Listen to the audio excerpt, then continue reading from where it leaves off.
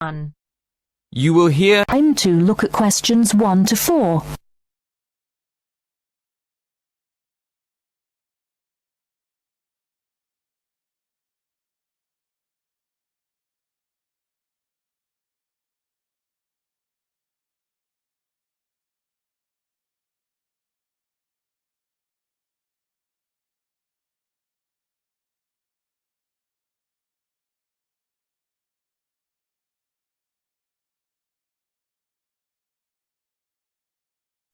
Listen carefully and answer questions 1 to 4.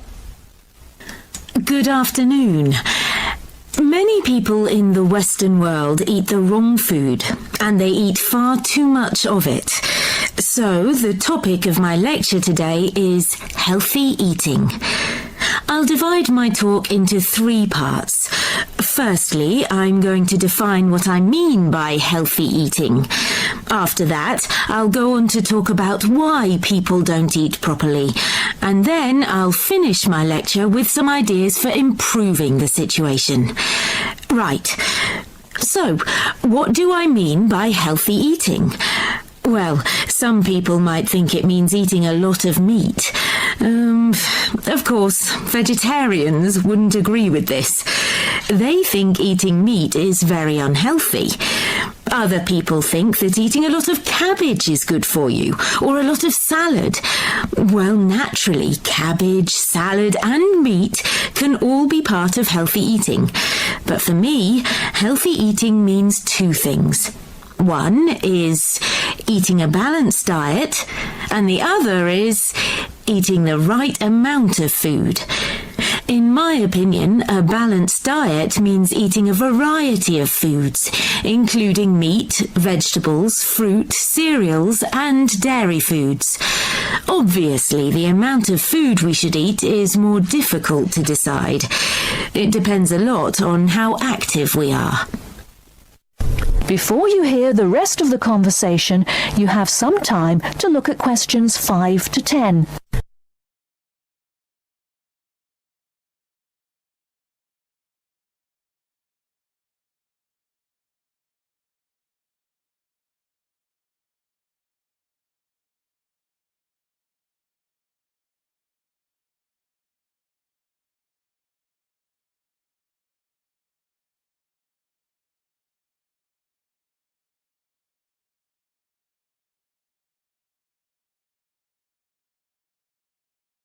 Now listen and answer questions 5 to 10. Now on to my next point.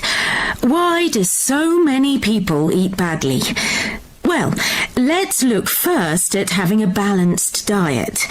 To have a balanced diet, you have to plan your meals in advance and then buy the right food. And then take time to cook it properly. But these days, people are so busy working that they don't have time to go shopping. So they end up buying fast food at the last minute. Another reason people don't eat well nowadays is that it's actually cheaper to buy food already prepared in a packet. So people who haven't got much money will buy packet food rather than cook something fresh. And a final reason why people don't eat healthily is that they don't know how to. In my opinion, schools don't do nearly enough to educate their pupils in healthy eating habits. And now to my third and last point. What can we do to solve the problem? Well, I think it can be solved by 3 main groups: families, schools, and the government. To start with, parents should make sure their children have a healthy diet. Secondly, a lot of schools have self-service machines where their pupils can buy soft drinks, crisps, sweets, and chocolates. I think schools should change what they sell in these machines. Another thing schools can do is make sure that the food they serve in their canteens is fresh and well balanced. And to finish, I'll briefly mention 2 of the measures I think the government should take to encourage healthy eating. One is to limit advertising unhealthy food, and the other is to spend more money on educating the public about the benefits of a healthy diet. In my next lecture, I'll go into more detail about them. That is the end of part 1. You now have half a minute to check your answers.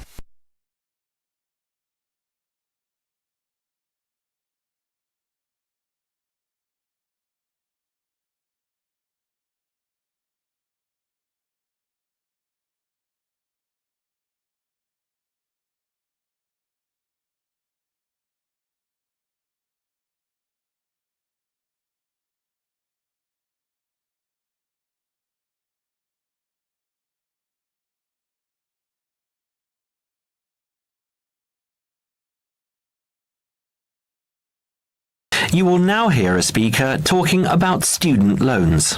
Now you have some time to look at questions 11 to 15.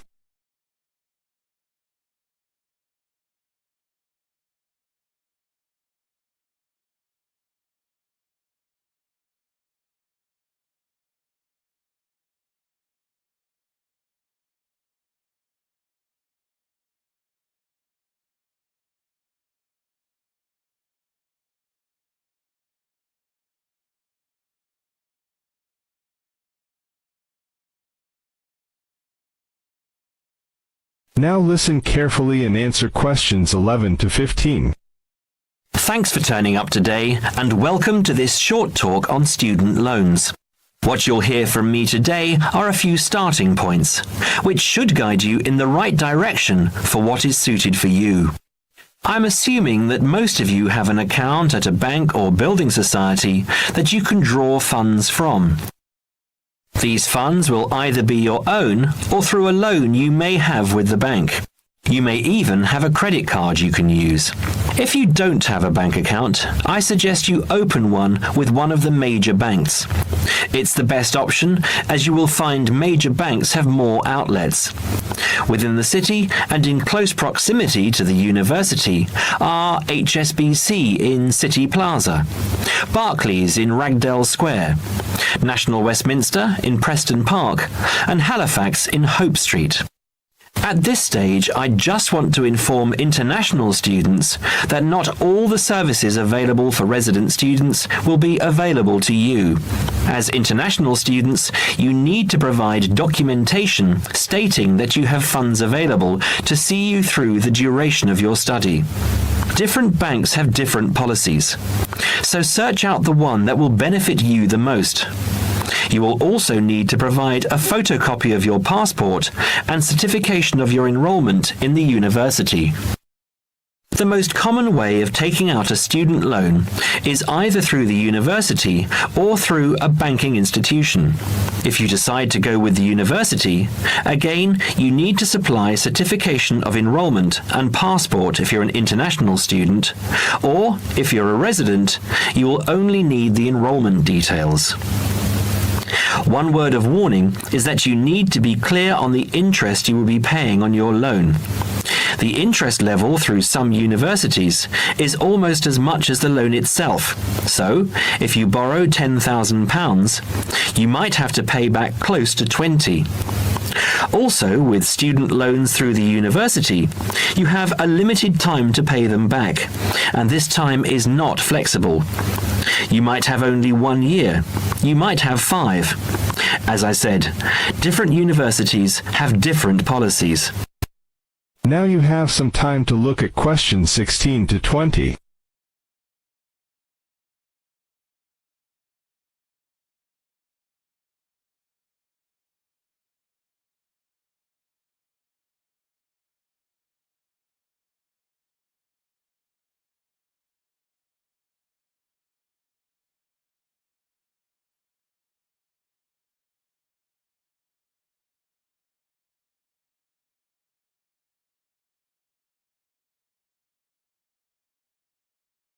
Now listen carefully and answer questions 16 to 20.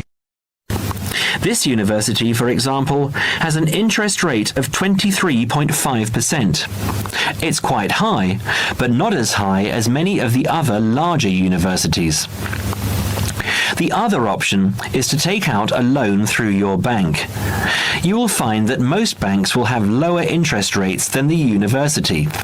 They average roughly between 14.5 to 18.5%. Banks also give you an option of over how many years you want to make repayments. You can basically choose to pay it back in a year or in 10, even more if you are finding it difficult. Make sure you have an account with the bank you decide to go with. Either a current account or a savings account is enough. With either of these accounts, you can use your card to make withdrawals and deposits from automatic teller machines at any time, and make payments over the internet if you choose. You can also use Maestro, one of the systems which automatically take the money from your account at a time that you have specifically stated, and deposits it into a nominated account of your choice. You might decide to have £150 taken out each month, and each month this is what will happen. Also, check what fees apply with what services. Some services are free of charge, but they are few and far between. Okay, so that's all from me. If there are any questions related to what I've covered today, please raise your hand. That is the end of section 2. You now have half a minute to check your answers.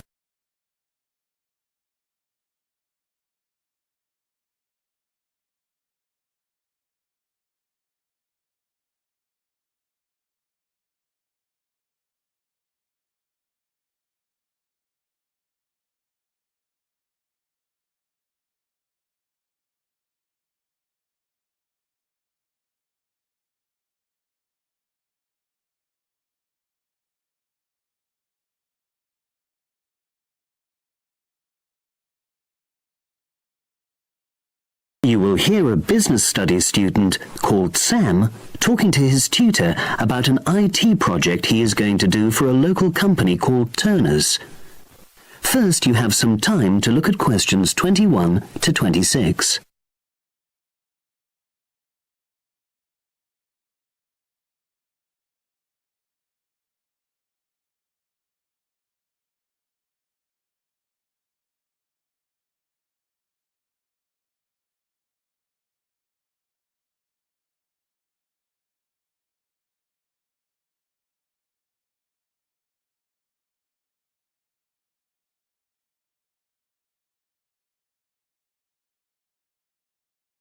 Now listen and answer questions 21 to 26.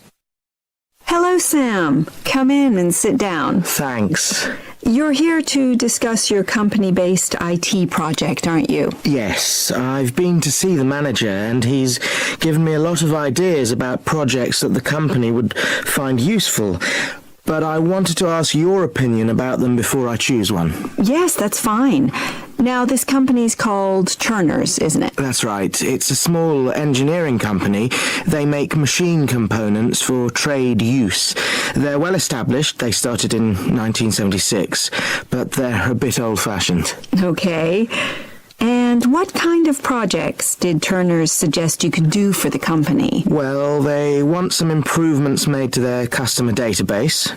The one that they've got at the moment isn't very useful in some ways. I had a quick look at it. That would be a very straightforward project, and it'd be simple enough to evaluate, but I don't think you'd get enough out of a project like that. You wouldn't learn anything new. Well, another project they suggested is to do with their online sales catalogue. At the moment, customers can look at their products, but they can't actually order them online, which must affect their competitiveness. But I said I thought it would take too long. It's quite a big task. You're right. It's too much for the time you've got. It's a pity, though. Then they want some help with their payroll system. At the moment, the way they calculate pay involves a lot of manual accounting. I suggested they could have a system where employees register electronically when they arrive and leave work, so the hours they do could be transferred automatically. I think you'd get a lot out of a project like that. It would extend your skills, but it wouldn't be too much to take on. A student did something similar a couple of years ago. but this is slightly different. Well, then they need help with their stock inventory. They do everything manually. Really? Yes, and it takes so much time. It's probably very inaccurate, too. An electronic inventory would probably be the biggest single benefit for the company. I'm surprised they haven't had it done before. I know. Then they wanted to improve their internal security. The manager had visited other companies where the staff use swipe cards to access various areas of the building. It sounded useful, but the trouble is I'm not really sure how to do it. Well, I think you're right in that assessment. At the moment, it's probably a bit beyond your level of knowledge. Is that all? Just one more. Customer service. They want to be able to collect feedback from their customers in a more systematic way. At the moment, it's a bit of a mess, and they probably lose business as a result. Would that involve you going to see customers at their own premises?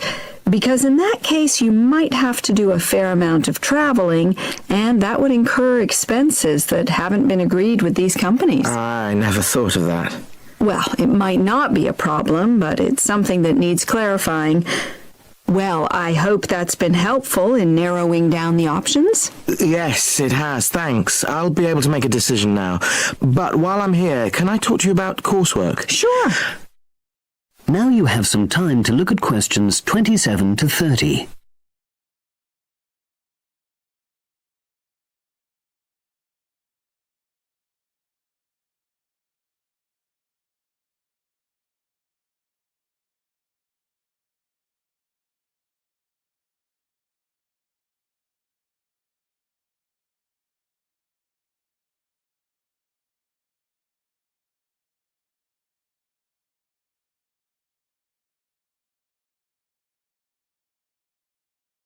Now listen and answer questions 27 to 30.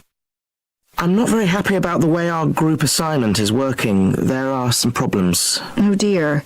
Are people just not getting on with each other? That's the worst thing. Actually, we're all friends. It's not that. But when we're having a discussion about the assignment, one or two people end up doing all the talking and the rest don't say anything. It's a bit frustrating because we need plenty of debate. Well, that's a common observation. You're studying in a group with people from all over the world, and you all have your own ways of participating. In some places, students are more used to listening than talking, and vice versa. I suppose you're right. I'll try to remember that. Does everyone pull their weight as far as sharing the workload is concerned? I'd say they do, yes. And our group elected a leader. She's very good at making sure no one's overloaded. But personally, I feel that there are just too many of us in the group. Whenever we try to arrange a meeting, there's always at least one person who can't make it. It's not anyone's fault, it's just that we've all got slightly different timetables. Well, I'm glad you've talked to me about it. Feedback is always useful. Is there anything else you're concerned about? There are a couple of problems with lecturers that all the students are talking about. Last semester we had negative feedback about the way lectures were organized. There were several occasions when the wrong room had been booked or the same room had been booked twice, that sort of thing.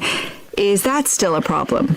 That hasn't happened at all as far as I know. Oh, good. It's sorted out then. But I don't know the reason, but some of the staff often turn up late, so we miss 10 or 15 minutes of our lecture time.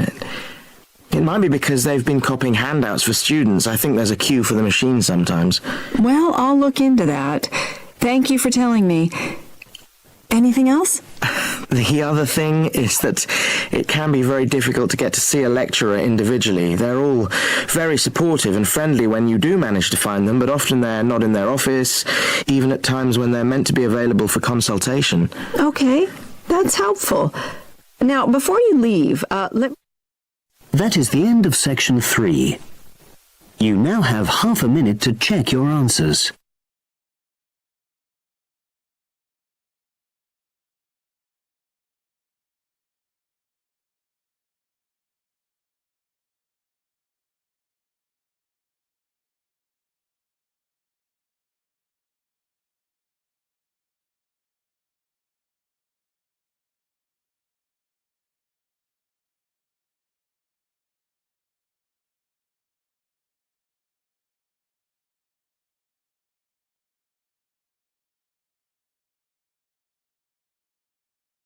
You will hear part of a lecture about fireworks. Now you have some time to look at questions 31 to 37.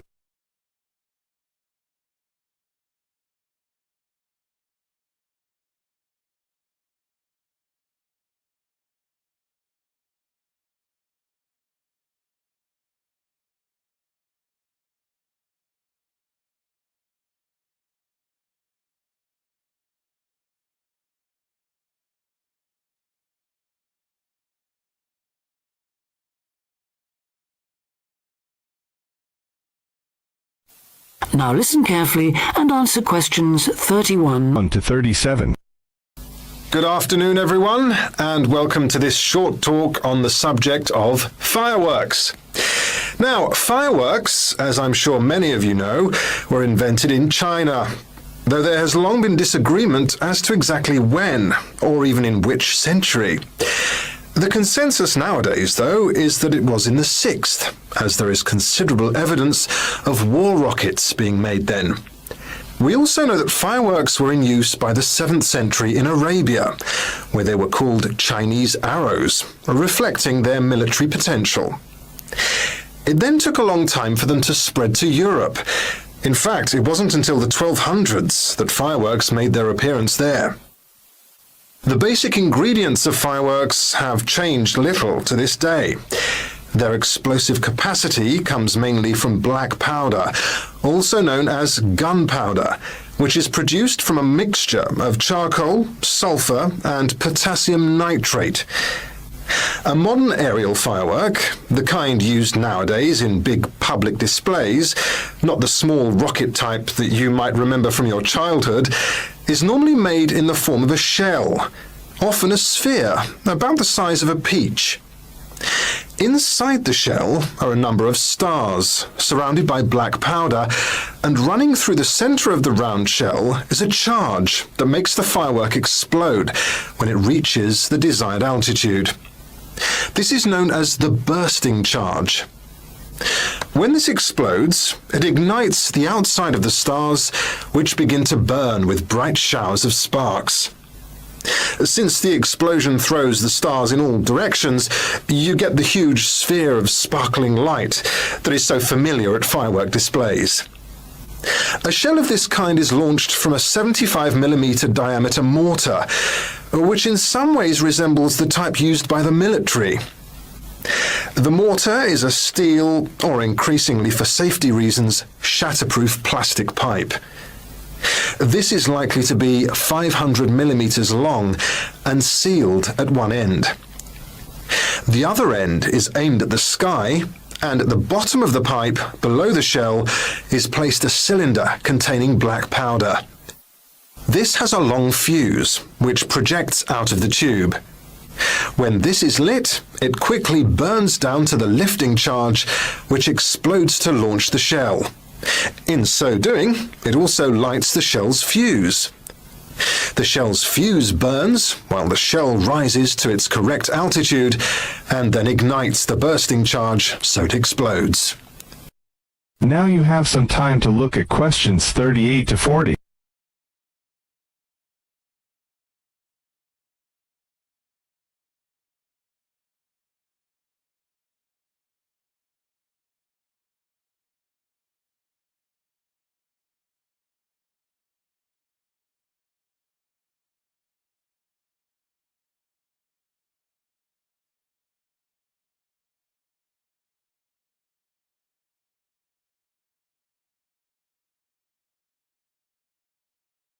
Now listen carefully and answer questions 38 to 40.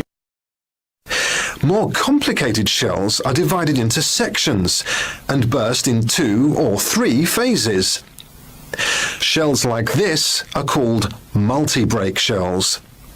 They may contain stars of different colors and compositions to create softer or brighter light, more or less sparks, etc. Some shells contain explosives designed to crackle in the sky, or whistles that explode outward with the stars. The sections of a multi-break shell are ignited by different fuses, and the bursting of one section ignites the next. The shells must be assembled in such a way that each section explodes in sequence to produce a distinct, separate effect. The pattern that an aerial shell paints in the sky depends on the arrangement of stars inside the shell. For example, if the stars are equally spaced in a circle, with black powder inside the circle, you will see an aerial display of smaller star explosions equally spaced in a circle. To create a specific figure in the sky, for instance a heart shape, you create an outline of the figure in stars inside the shell. Then you place explosive charges inside those stars to blow them outward into the shape of a large heart. Each charge has to be ignited at exactly the right time, or the whole thing is spoiled. Many other shapes have particular names, like the willow. This is formed by stars that fall in the shape of willow tree branches, spreading a little to the side and then downwards. The high charcoal composition of the stars makes them long burning, so they may even stay visible until they hit the ground. The ring shell is fairly basic. It is produced by stars exploding outwards to produce a symmetrical ring of coloured lights. More complex is the pattern created by the palm, which contains large comets or charges in the shape of a solid cylinder. These travel outwards, explode, and then curve downwards, like the limbs of a palm tree. The serpentine, the last one for now, is different again. When this one bursts, it sends small tubes of incendiaries scattering outwards in random paths, which may culminate in exploding stars. It can be quite spectacular. That is the end of section 4. You now have half a minute to check your answers.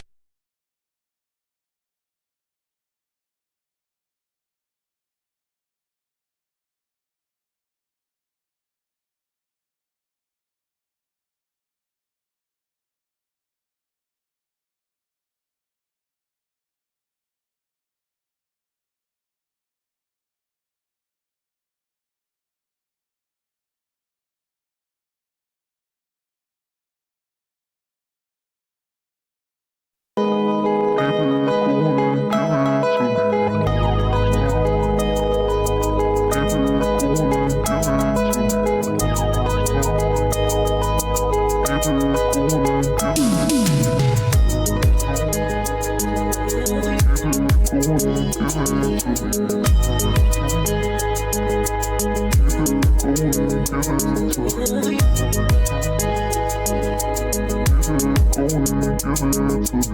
me.